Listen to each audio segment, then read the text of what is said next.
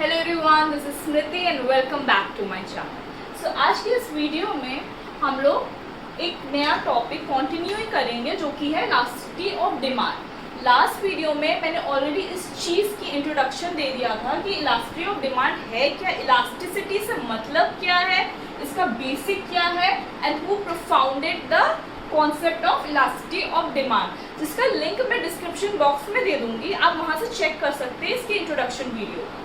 Start करते हैं यहाँ से कि इसका मीनिंग क्या है। EOD, elasticity of demand, refers to the degree of responsiveness of a quantity demanded of a commodity to the change in any of its determinant via price of a commodity, price of other commodity and income of the consumer। Simple मतलब यहाँ पे ये बताया गया है कि एक जो डिमांड है, डिमांड किस क्वांटिटी में रिस्पॉन्ड कर रहा है, कितने क्वांटिटी में रिस्पॉन्ड कर रहा है। अगर डिमांड के जो डिटर्मिनेंट्स हैं, डिमांड की जो वजह है वो चेंज हो रहा है, उसमें अगर चेंजेस आ रहे हैं, जैसे प्राइस ऑफ कमोडिटी में चेंज आ रहा है, प्राइस ऑफ अदर कमोडिटीज में चेंज आ रहा है, इनकम ऑफ द कंज्यूमर्स में चेंज आ रहा है, वो क्वांटिटी डिमांडेड को किस तरीके से इन्फ्लुएंस कर रहा है। ठीक है, किस तरीके से एक कमोडिटी या इतने सारे कमोडिटीज के क्वांटिटी में, तभी कह रहे degree of responsiveness, how the demand of a commodity response, अगर ये सारी चीजें चेंज हो रही, ऊपर या नीचे हो रही है, तो कैसे इन्फ्लुएंस कर रहा है हमारे क्वांटिटी डिमांडेड को।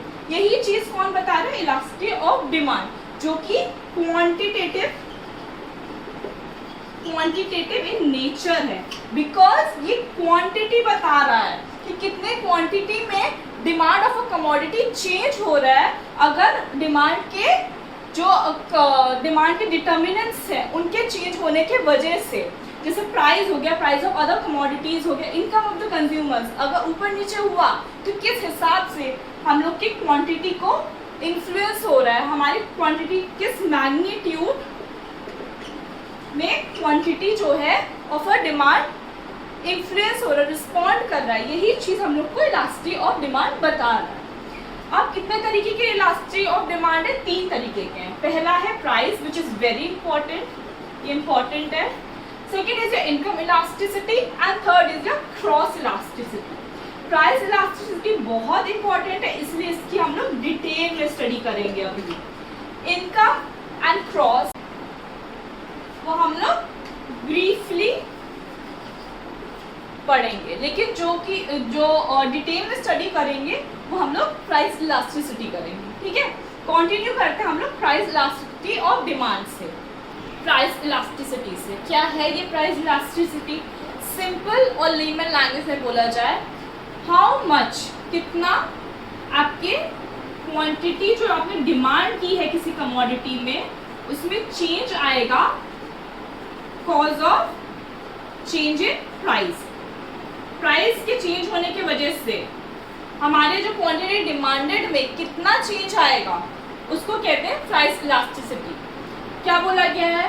प्राइस इलास्टिसिटी में be defined as degree of responsiveness of quantity demanded of a commodity in response to change in its price. Price के चेंज होने के वजह से जो हमारे क्वांटिटी डिमांडेड, कितना हम लोग ने डिमांड, कितनी क्वांटिटी डिमांड की थी, उसमें चेंजेस जो आएगा उसको कहते हैं price elasticity. Now here with your degree, degree यहाँ पे मतलब है रेट ऑफ चेंज, कितने रेट में हमारी क्वांटिटी डिमांडेड में चेंज आएगा। ठीक है, यहाँ पे डिग्री का ये मतलब हुआ। ये है फॉर्मूला आपकी प्राइस इलास्टिसिटी का। Percentage change in quantity demanded, it's demanded to your percentage change divided by percentage change in price. EP is your price elasticity of demand. ठीक है, फॉर्मूला, ये फॉर्मूला है percentage change in quantity demanded divided by percentage change in price.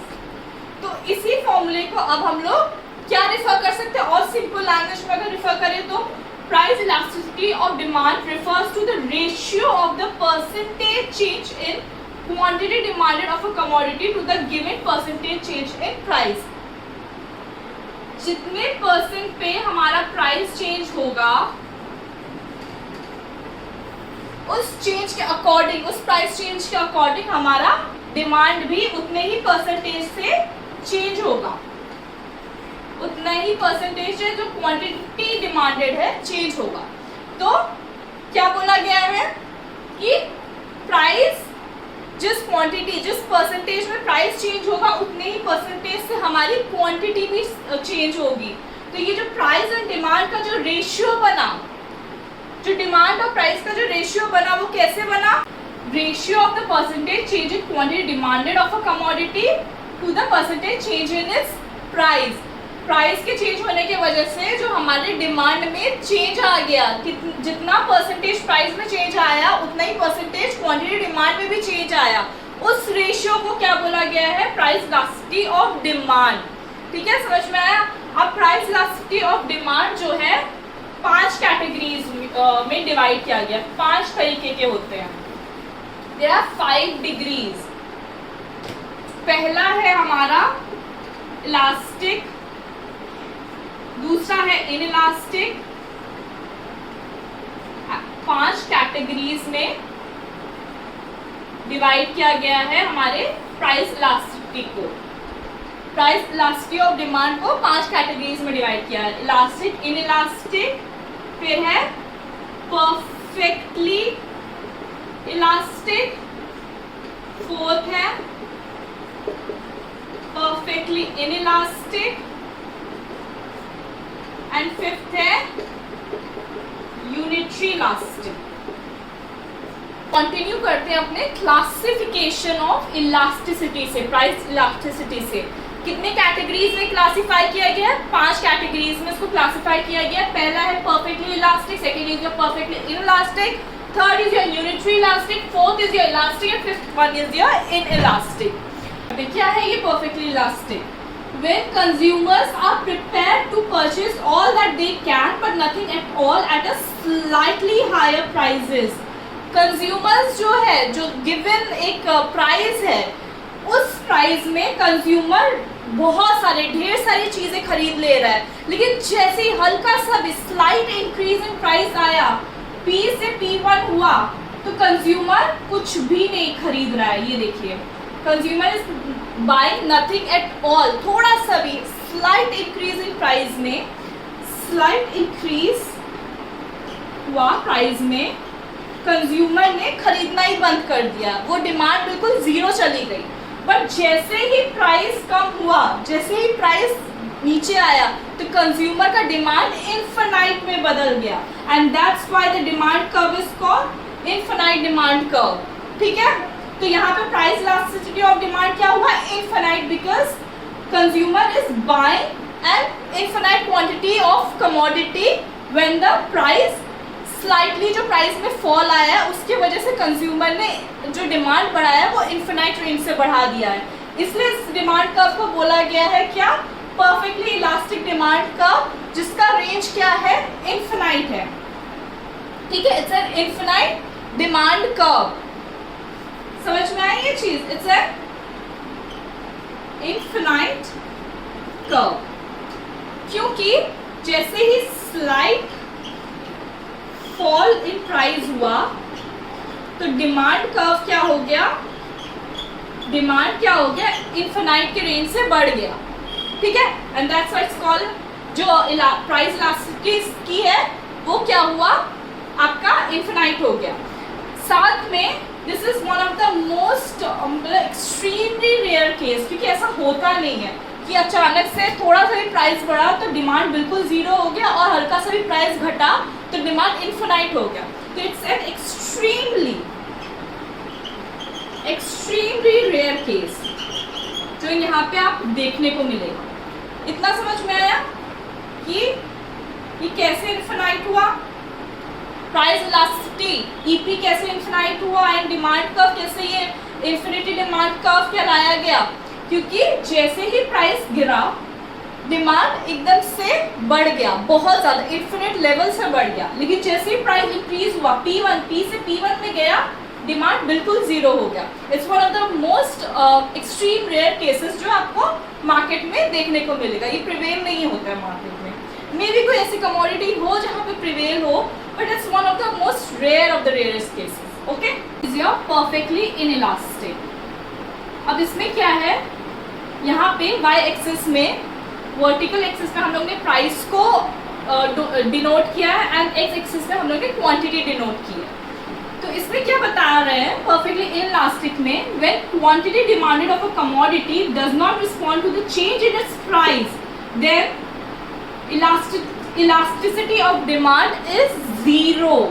क्या है ये, कि जब हम लोग ने प्राइस चेंज किया, प्राइस के चेंज होने की वजह से डिमांड में कोई भी चेंज नहीं आया, no change in demand,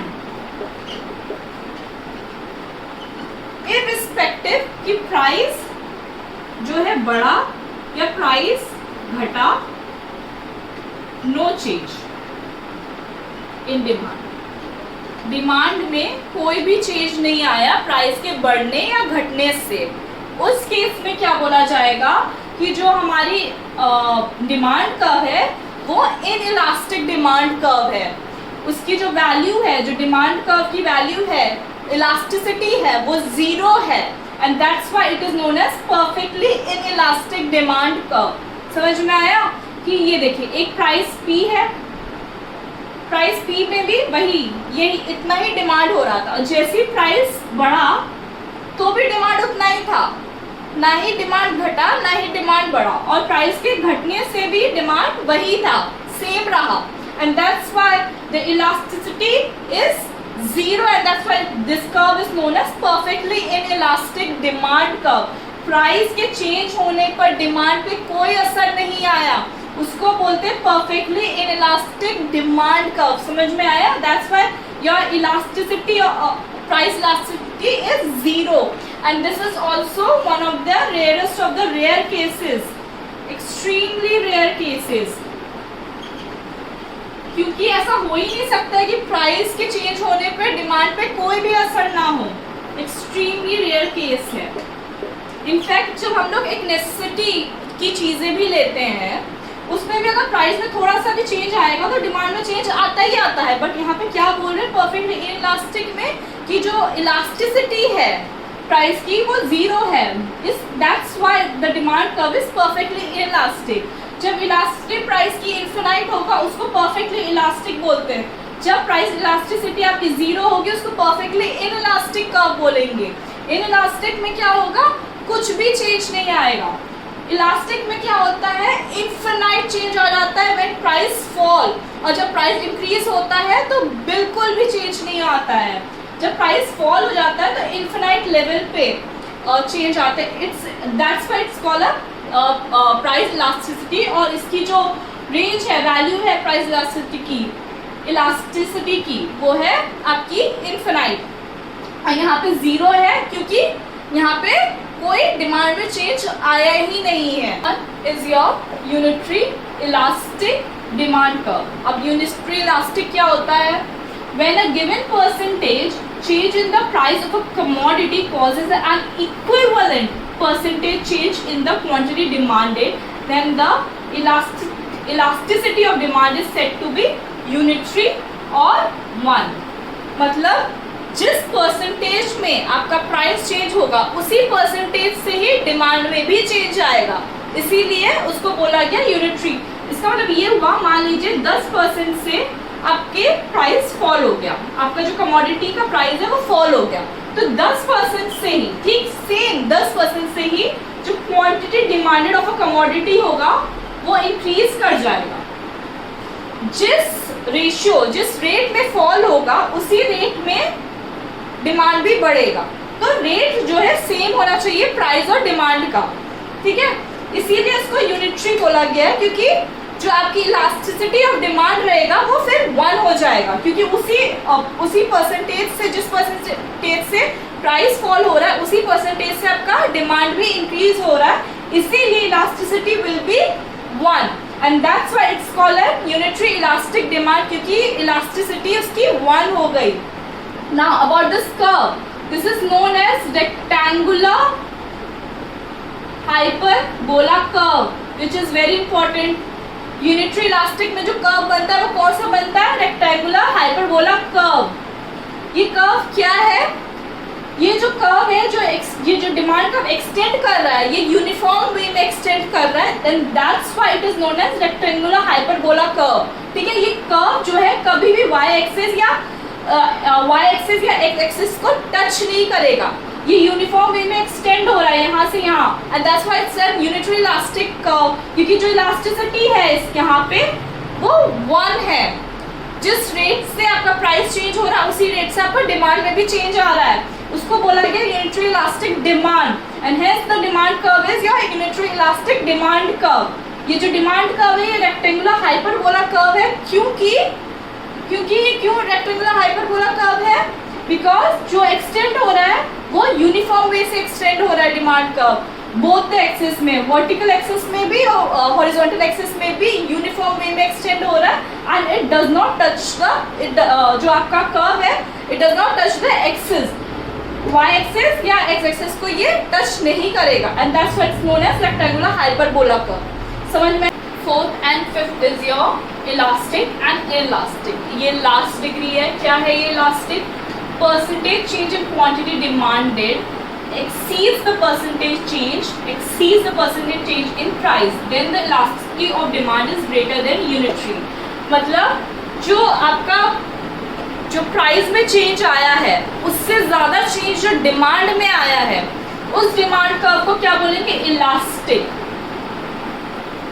price में चेंज आया, यहाँ पे प्राइस है, प्राइस में चेंज आने की वजह से जो क्वांटिटी डिमांड जो हम लोग का इंक्रीज हो गया, जो डिमांड है वो प्राइस से ज़्यादा रहता है, उस टाइम उसको कहते हैं इलास्टिक डिमांड कर्व। और जस्ट इसका ऑपोजिट सिंपल वे में, अगर प्राइस के चेंज होने से डिमांड कम हो गया, मतलब जितना चेंज प्राइस में आया उससे कम चेंज हमारे डिमांड में आया, वो कहेंगे इनइलास्टिक डिमांड कर्व, जो कि यूनिटरी से कम होगा, वैल्यू 1 के वैल्यू से कम होगा। ठीक है, और यहाँ पे 1 के यूनिटरी से ज़्यादा होगा, more than unitary, greater than unitary, and it's less than unitary. Inelastic means percentage change of quantity demanded of a commodity is less than the change in its price, percentage change in price।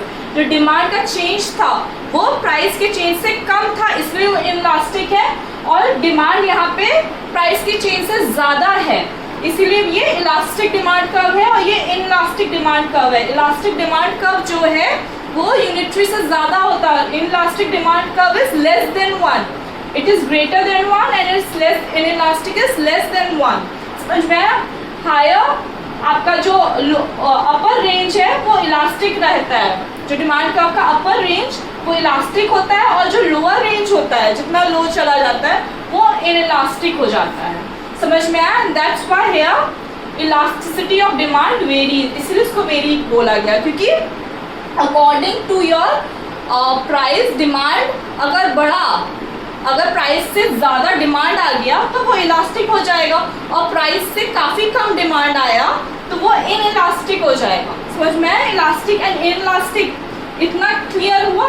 अब इसको मैं simple form में tabular वे में समझा के ये topic over कर दूंगी। ठीक है, एक टेबल के फॉर्म में मैं इसको जिस्ट बता दूंगी और फिर ये टॉपिक ओवर हो जाएगा। इतना आपको होपफुली समझ में आया? Perfectly elastic, perfectly inelastic, unitary elastic, elastic and inelastic.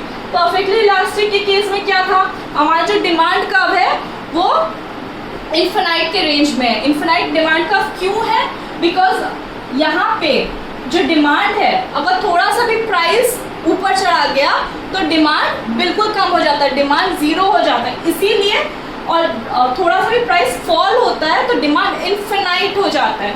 That's why the demand curve is infinite demand curve, which is known as perfectly elastic demand curve. Second one is your perfectly inelastic, with the change in your price demand में कोई भी change नहीं आया, ये demand है, ये price है, price कम है तो भी डिमांड उतना है, प्राइस ज़्यादा है तो भी डिमांड उतना ही है, इसीलिए इलास्टिसिटी यहाँ पे ज़ीरो है, क्योंकि डिमांड में कोई चेंज ही नहीं आया, डिमांड इज ज़ीरो। यहाँ पे यूनिटरी इलास्टिक में क्या हुआ कि equivalent change in price and quantity demanded, जितना आपके प्राइस में चेंज आएगा उतना ही परसेंटेज आपके डिमांड में भी चेंज आएगा, and that's why it is known as rectangular hyperbola curve यहाँ पे बन रहा है, क्योंकि यूनिफॉर्म वे में चेंज आ रहा है, एक्सटेंड कर रहा है। एंड इलास्टिक एंड इलास्टिक समझ में आ गया, अभी आपको समझाया, तो होपफुली ये पूरा आ गया होगा समझ में। अब इसी को मैं टैबुलर फॉर्म में आपको समझा के ये वीडियो ओवर कर दूँ। कंटिन्यू करते हैं अपने लास्ट टॉपिक से। ये जितना भी मैंने पढ़ाया उसका जिस्ट है, एक टेबल के फॉर्म में मैंने इसको तैयार कर लिया, जिससे रिकॉल करने में बहुत ही आसानी होगा। Perfectly elastic, perfectly elastic, unitary elastic, elastic and inelastic क्या है, इसको रिवाइज और अच्छी तरीके से आप बहुत सिंपलर फॉर्म में रिवाइज कर सकेंगे। परफेक्टली इलास्टिक की जो न्यूमेरिकल वैल्यू जिस रेंज में रहता था वो था क्या, इलास्टिसिटी ऑफ डिमांड जो था परफेक्टली इलास्टिक कर्व का, वो हमारा इन्फिनाइट के रेंज में रहता था। क्यों इन्फिनिटी थी? क्योंकि consumer buy all that they can get at some price but nothing at all at slightly higher prices. एक प्राइस पे कंज्यूमर जितना खरीदना चाहता है वो मैक्सिमम से मैक्सिमम खरीद लेता है, लेकिन जैसे हल्का सा भी प्राइस हाई गया, कंज्यूमर जो है डिमांड को अपना ज़ीरो कर लेता है, डिमांड रहता ही नहीं है। और जैसे ही प्राइस नीचे आया, थोड़ा स्लाइट डिक्रीज हुआ प्राइस में, कंज्यूमर की जो डिमांड है वो इन्फिनिटी से बढ़ जाता है। And that's why the price elasticity, demand of this elasticity is infinite. Perfectly elasticity, elastic का जो डिमांड कर्व है वो इन्फिनिट इसीलिए रहता है, ठीक है। Second one is your perfectly inelastic. Perfectly inelastic में जो डिमांड कर्व था उसका रेंज जो है ज़ीरो। क्यों ज़ीरो रहता था? Quantity demanded does not change with the change in price. Price के चेंज होने पर भी क्वांटिटी जो डिमांड करते हैं वो चेंज नहीं होता था। That's why the elasticity of demand was zero. क्योंकि ये दोनों बहुत रेयर केसेस है, ऐसा इस केस में हो ही नहीं सकता कि थोड़ा सा भी प्राइस के ऊपर होने से हल्का slight increase in price demand को ज़ीरो कर सकता है, और यहाँ पे प्राइस के वजह से कोई भी डिमांड में चेंज नहीं आता। प्राइस चेंज हुआ पर डिमांड में कोई भी चेंज नहीं आया, and that's why it is known as perfectly inelastic demand. Unitary elastic में क्या था, जो रेंज था इलास्टिसिटी का वो वाज इक्वल टू 1। आपकी जो इलास्टिसिटी ऑफ डिमांड है is equal to 1। Why? Because quantity demand changes exactly at the same rate as change in price. जितने प्रोपोर्शन, जितने परसेंटेज में प्राइस में चेंज आएगा उतने ही परसेंटेज में आपका डिमांड में भी चेंज आता है, and that's why it is equal to 1। Elastic demand क्या होता है? Elastic demand is greater than 1। क्यों ग्रेटर देन यूनिटरी रहता है? Because quantity demanded changes by larger percentage than the change in price. जितना प्राइस में चेंज आता है उससे ज़्यादा हमारे डिमांड में चेंज आ जाता है। That is why it is greater than 1। In elastic में इट इज लेस देन 1, जैसे इसी का opposite, quantity demanded changes by smaller proportion with the change in price. जितना प्राइस में चेंज आए उससे कम डिमांड में चेंज आता है, and that's why it is less than unitary और less than 1। It is known as inelastic demand curve. Hopefully आपको ये पूरा समझ में आ गया होगा, बिल्कुल क्लियर हो गया होगा अभी तक। तो आज का ये वीडियो यहीं ख़त्म करते हैं। नेक्स्ट वीडियो में मिलेंगे इसी चीज़ के इलास्टिसिटी ऑफ डिमांड के मेजरमेंट्स के साथ। 3 तरीके के आपके मेथड्स होते हैं मेजरमेंट्स के, कौन से हैं वो नेक्स्ट वीडियो में डिस्कस करते हैं। Till then thank you so much for watching my video. पसंद आए तो लाइक एंड सब्सक्राइब ज़रूर करिएगा, एंड थैंक यू।